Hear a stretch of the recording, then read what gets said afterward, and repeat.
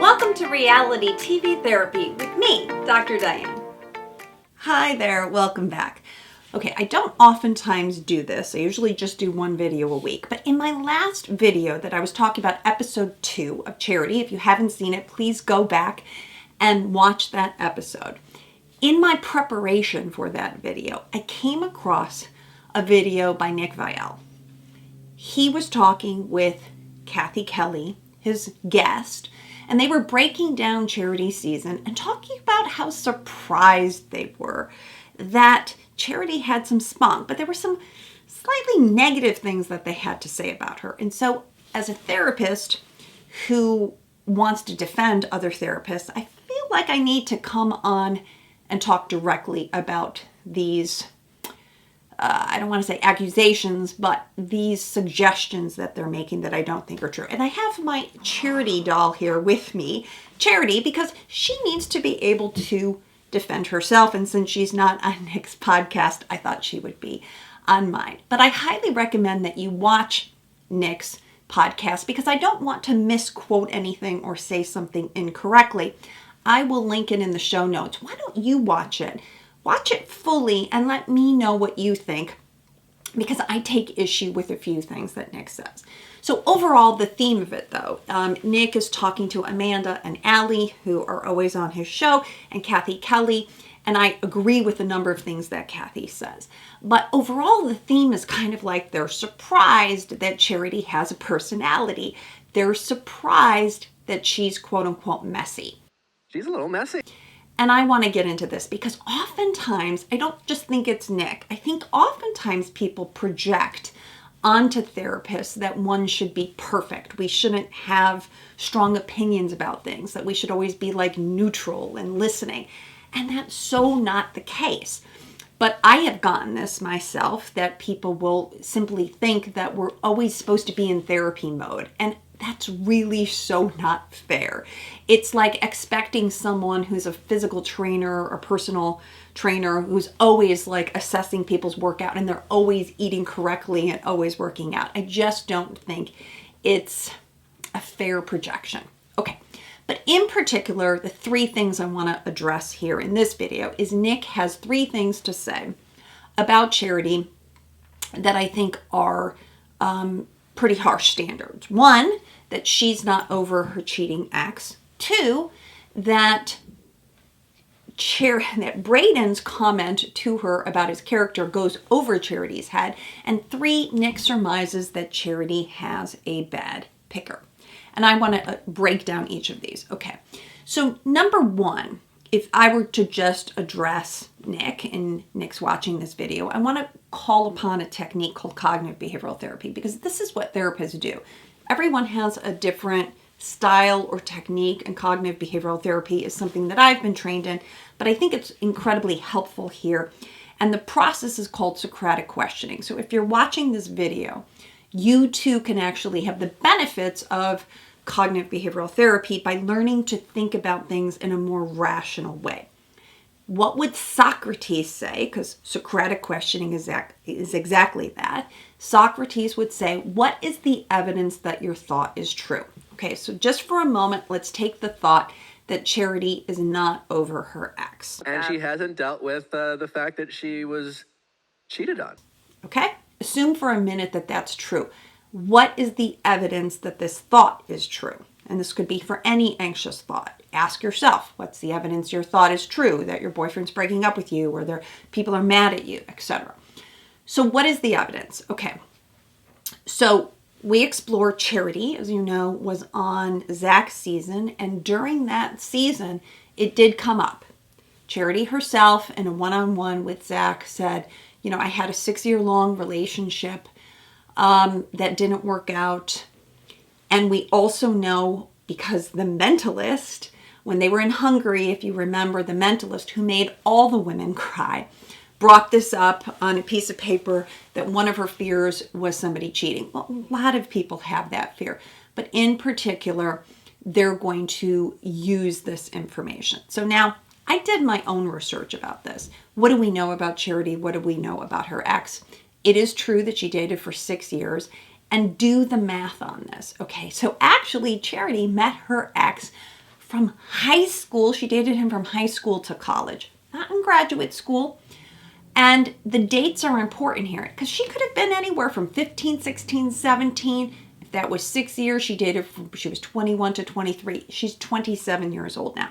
So she could have had plenty of time to get over her ex.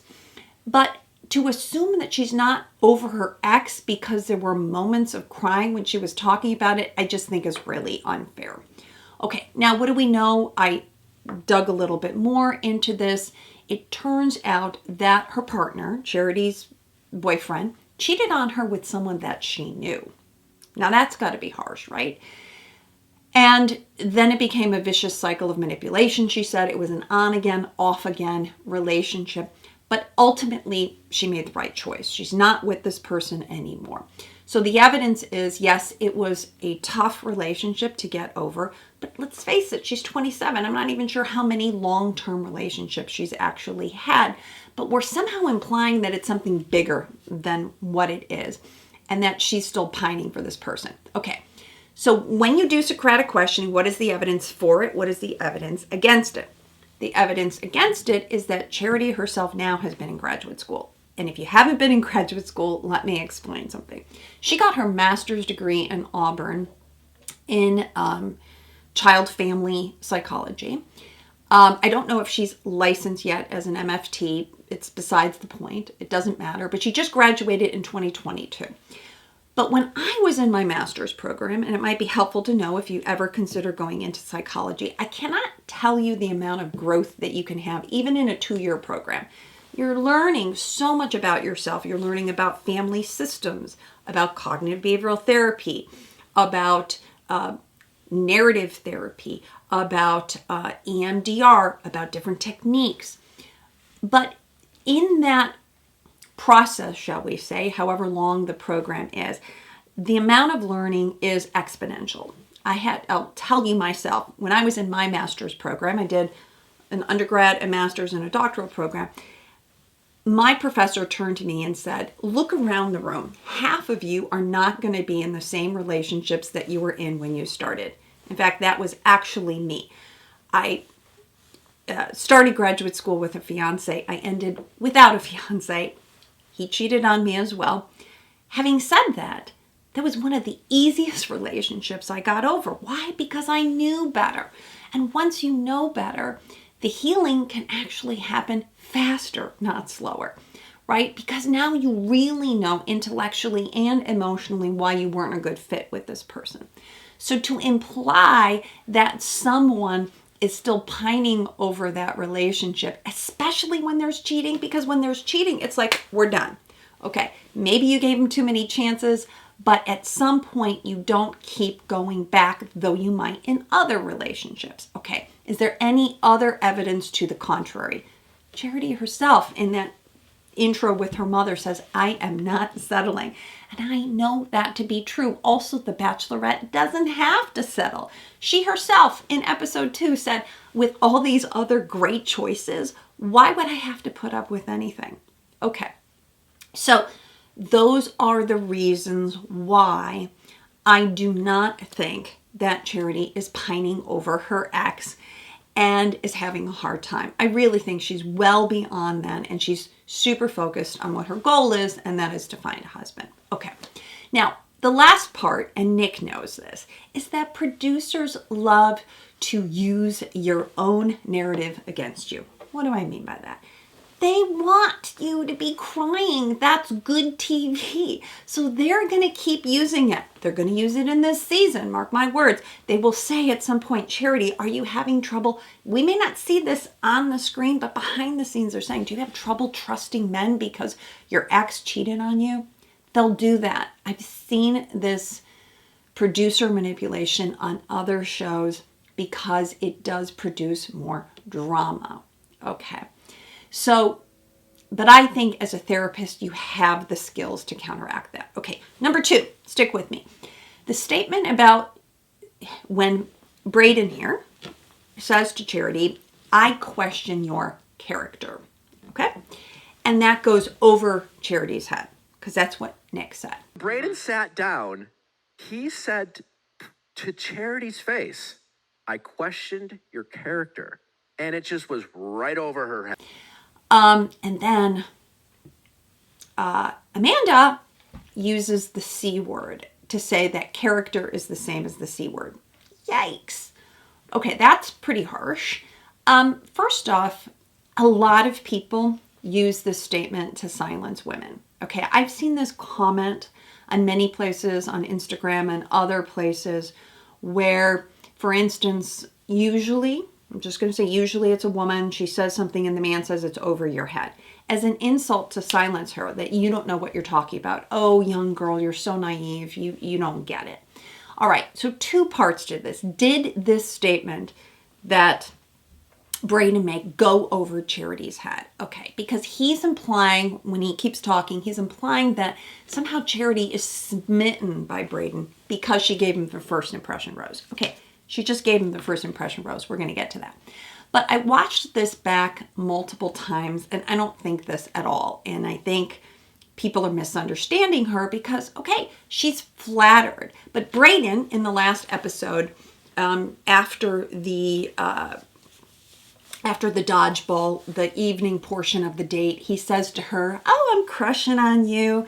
And Charity's just being Charity, which is flirty and fun. And she kind of goes along with it. And she goes, oh, you're crushing on me. She doesn't say, I'm crushing on you back. Okay. She didn't say, like, you're my front runner. She didn't say, because I watch for what's not said too. She didn't say, like, oh, Brayden, you don't have anything to worry about. We're good. She didn't say any of that. Okay. In fact, she clearly said to Brayden, hey, yeah, we had a connection on night one and I liked you because I could be myself. I could be fun and sort of flirty and be goofy with you. That was it. Okay. That doesn't mean she's going to choose him. It doesn't mean she's blinded to that. And therefore, what he says, she doesn't pay attention. And watch what she said about some other people, especially limo entrances, right? Xavier comes out of the limo. She says, Xavier, Xavier, Xavier. She likes Xavier, right? She was impressed by Dalton. She was impressed by Aaron. Those were the guys she said something about. But Brayden might be cute, but I do not think that this is going over her head at all. She can see through him. Okay. So then Nick's guest, Kathy Kelly, said, let's face it, Brayden's not in the top 5. That's why she's not getting upset. And I agree with Kathy Kelly. There's no way that Brayden is making it that far. I'm sure he's going home soon because they're just not a fit intellectually. They're not a fit otherwise. I just don't think they're a fit at all. And I don't think there's a ton of chemistry there. But what happened was then at the pool party, okay, and I watched the timing of this and it could be edited, right? So Brayden comes up to Charity at the pool party, or she pulls him aside, and they end up talking, okay? And that's where Brayden did say, I'm beginning to question your character, okay? I'm imagining, though, that there were a lot of cut parts out of this, right? The cut part is, I'm guessing, and remember, in my last video I said this, Charity is being very strategic about everything. She clearly says at the beginning of the date, right? This is the kissing date I'm talking about now. She says, I'm going into this blind, meaning she had nothing to do with the setup of this date. And now Brayden is here complaining that that was a loss of character or that she's classless. Well, Brayden, you don't know anything about the show, how the producers do it. You just show up. And let's face it, if Brayden did get the kissing opportunity, do you really think he would have said that this was so awful?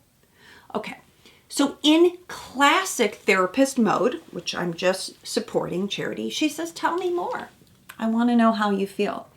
And this is where I think she's doing a phenomenal job because she's holding space for everyone. Unlike Zach, who didn't know what to do or wouldn't even think to ask anybody else about how they felt because he was the bachelor, right? So here she is doing a lovely job trying to manage all these people's complex feelings. But that doesn't mean that she's a pushover. That doesn't mean, because as a therapist too, I would date men. They would spill their history with me and say, I don't know why I'm telling you this. I don't tell anybody that. I'm like, well, I know, because I'm allowing you to do that. But that doesn't mean I don't take that under consideration and wouldn't to myself go, oh, wow, that's a lot. And that's what's happening with Charity. So she doesn't need to respond to everything. But why I thought some parts were missing is I'm guessing that Charity actually told Brayden. She said, hey, you don't know this, Brayden, but the producers, they were the ones who arranged this. I had nothing to do with this. Now, they're going to cut that part out because they're not going to show us that. But she's needing to manage her relationships. And she said in the ITM, we talked it out and I thanked him for his vulnerability, which I'm guessing he listened to. Now, here's the next piece. Then Adrian, this is the timing, he comes to Charity and says that Brayden said that you were classless. Okay. And we don't know if he said that the date was classless, that Charity was classless. But the timing of that looks like Charity hasn't then responded. She's getting this information, and we're going to see next week. I saw the previews. Charity is going to address this. In fact, she's left the barbecue early because she was hurt. She was offended. So instead, Nick is implying that Charity should be handling all these things in the moment, making a fuss. And here's what I think sometimes can backfire. Okay.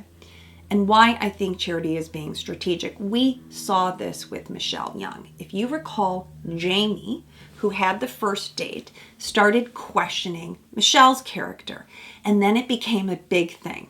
Michelle was like halting the rose ceremony. We've got to talk about this. And then it became a big toxic thing where Nate was having to defend her. And I'm not so sure that that always works well. Does she need to address it? She gets to choose. Does she positively want to reinforce things? And sometimes you choose to ignore things. I do think she's going to address it. But we just don't know that yet. And I think it's really unfair to sort of assume that you're going to handle everything. And to her point, she only sees a certain portion of it. As she said to Adrian, you got to be the eyes and ears for me in the house. I don't see all of this. Okay. Number 3, let me get to this. I got to land this plane. That Charity is a bad picker. I'm so excited that Charity has a bad picker. Okay. Nick's implying that Brayden, is an F-boy and that she's not getting it right. Well, come on. She hasn't chosen. She hasn't picked yet.